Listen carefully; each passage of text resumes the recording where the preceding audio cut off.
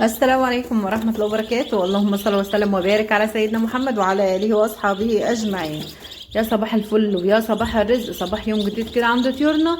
بسم الله ما شاء الله تبارك الله، ولا حول ولا قوة إلا بالله العلي العظيم. اللي معانا ده طبعا ايه ده؟ البط اللي هو المسكوف الخليط اللي لونه أبيض صافي. يعني محتاجة من حضراتكم تكتبوا لي تحت في التعليقات اللي يشوفوا كده وما يعرفش نوع السلالة، يعني كمان انا قلت عليها، يعني اللي ما يعرفش ان انا قلت عليها خليط يقول لي كان ممكن شكله يدي على ايه، يعني ممكن شكله يدي على نوع ايه تاني. ده طبعا اللي هو طالع لي من الرقد، فان شاء الله ربنا يكرمنا ويجبرنا فيهم خير يا رب، اللهم امين، وتكون برضو سلالة كويسة. ده كان عمره شهر و10 ايام، شهر و10 ايام او شهر و15 يوم بالكتير يعني. بيكون مقفل كده ايه، ربع تقفيله كده. لما بيجيب الشهرين، شهرين واسبوع، بتلاقيه قفل الريش تماما وحجمه زاد. يعني اذا البط وهو بيريش ما بيفقدش الوزن بتاعه. لا، ما بيفقدش الوزن بتاعه يا جماعه. البط بيريش وبيغير الريش، هو محتفظ بالوزن. بيفقد الوزن بتاعه امتى؟ لما البط يكون عنده اسهال وحضرتك ما خدتيش بالك.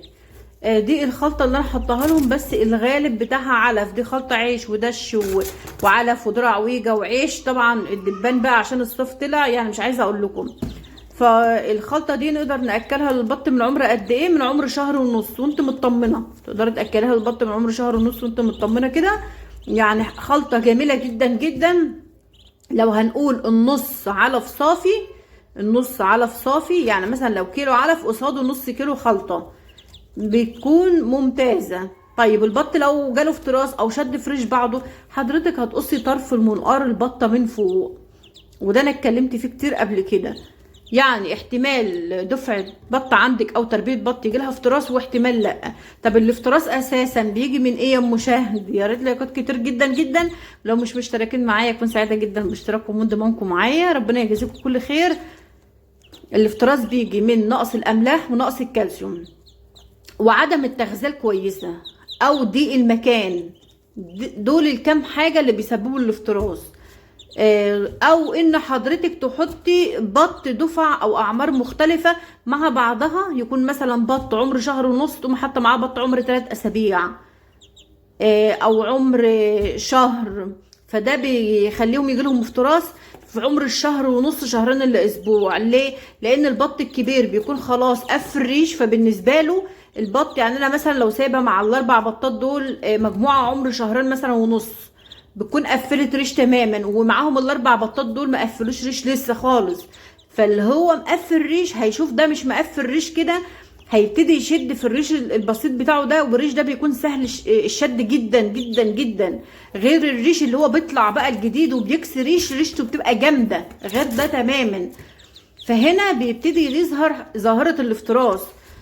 فعشان كده دايما بقول لو هنضيف بط اعمار مع بعضها يكون فرق بينهم اسبوع، 10 ايام بالكتير. بلاش فرق 16 يوم و18 يوم، لان اليوم هيفرق بصراحه، ده عن تجربه يعني.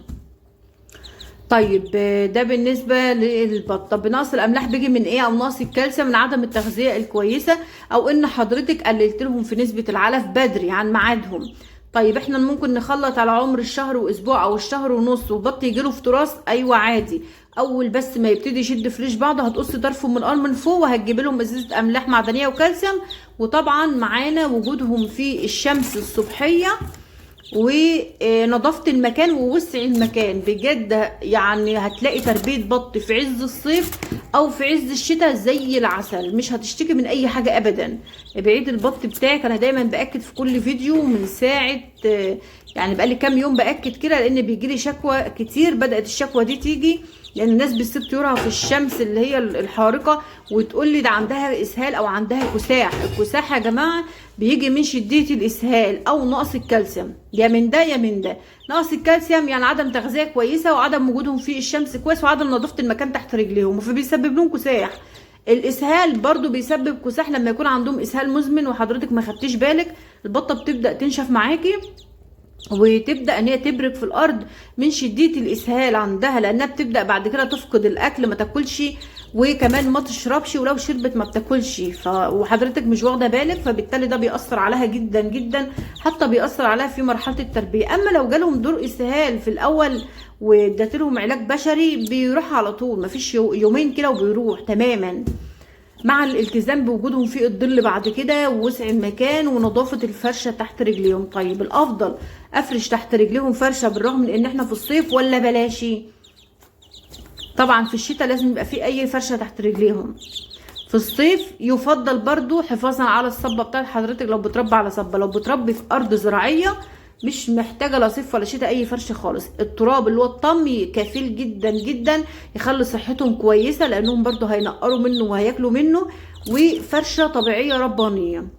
طيب الناس اللي بتربى على الصبه زي حالاتي كده، يبقى الافضل حضرتك تحط لهم طبقه نشاره متقلب عليها علبتين تراب شرب، كويسه جدا جدا، وبتصبر معاكي وقت وما تحتاجيش تنضفها على طول. بس في حاله ايه؟ لو المكان واسع، يعني لو انا حاطه مثلا 10 بطات في مكان زي اللي حضرتك شايفاه دي في كرتونه، غير لما اكون يعني لما يكبروا بقى، ما يجيبوا عمر ال3 اسابيع، لان هم صغيرين كده ما يقدرش ارميهم في اوضه واسيبهم كده يبردوا معايا. لما يكبروا عمر ال3 اسابيع تقدروا تحطوهم في اوضه كبيره زي دي، يعني متخيلين؟ مش هيخاف عليهم بقى من البرد، مش هيخاف عليهم من الحر. احنا اتفقنا المكان بتاعهم يكون مجهز انه ما يبقاش في الشمس مباشر، شمس الصبح فقط اللي يطلوها اول نص ساعه كده ولا ساعه، بعد كده طول اليوم يبقوا في الظل. بجد مش هتحس بتربيه البطه عندك، ولا هتقولي انا كل يوم بنضف لهم، ولا الكلام ده خالص. دي كل اساسيات التربيه عشان البط يكون عندك كويس، وما تأثريش معاهم في نسبة العلف عشان ما يفترسوش بعض. طيب عندنا هنا الفراخ البلدي، عشان انا جايبه لكم المقطع ده علشان انا اتسالت عن الفراخ البلدي وبيجي لها افتراس. عايزه فراخ ما يجيلهاش افتراس، اشتغلي معاها وقايه من البدايه. هاتلهم املاح معدنيه وكالسيوم من البيطري من حين لاخر، يعني كل 3 اسابيع كده سقوتين، يعني يومين ورا بعض. هاتلهم خضار اللي هو بقدونس او الكزبره او الكرات، او ال3 مع بعض. يفضل ال3 مع بعض مرتين 2 فقط في الاسبوع، مرتين 2 فقط في الاسبوع، عشان ما يجيلهمش اسهال، سواء فراخ سواء بط. ده بالنسبه ليه؟ لان الخضار فيه نسبه كالسيوم عاليه. وسعي المكان عليهم، وبرده نظافه المكان. كل ما كان المكان وسع كل ما الفراخ ما يجيلهاش افتراس. كل ما اهتميتي بوجود نسبه علف في الاكل ونسبه من الاملاح المعدنيه، عمر ما هيجيلهم افتراس، ولا هياكلوا البيضه، ولا هيبيضوا البيضه بريشت خالص نهائي. طب انا عندي عدد ضيوف في المكان يا مشاهد وبيأذوا بعض، حضرتك تعرفي ان المكان عندك ضيق، لازم المكان يوسع عندك باي طريقه. تقدري تجيبي لهم اكياس من اللي هي بتاع البسكويت او الشيبس اللي هي الفاضيه، تقصقصيها كده بالمقص وارميها كده في ارضيه الاوضه.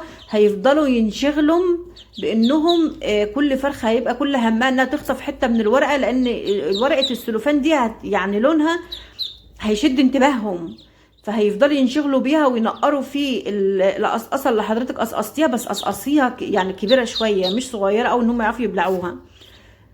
ان هم هيحصل لهم انشغال بيها ويفضلوا يلعبوا بيها ويجروا وراها، احسن من انهم يفترسوا بعض، على ما ايه، على ما الاملاح تجيب نتيجه شويه، على ما نسبه العلف اللي حضرتك زودتها تجيب نتيجه، على ما نسبه الخضار اللي قطعتها لهم تجيب نتيجه. يعني بجد طريقه مجربه كمان. يا ريت لايكات كتير جدا جدا الفيديو.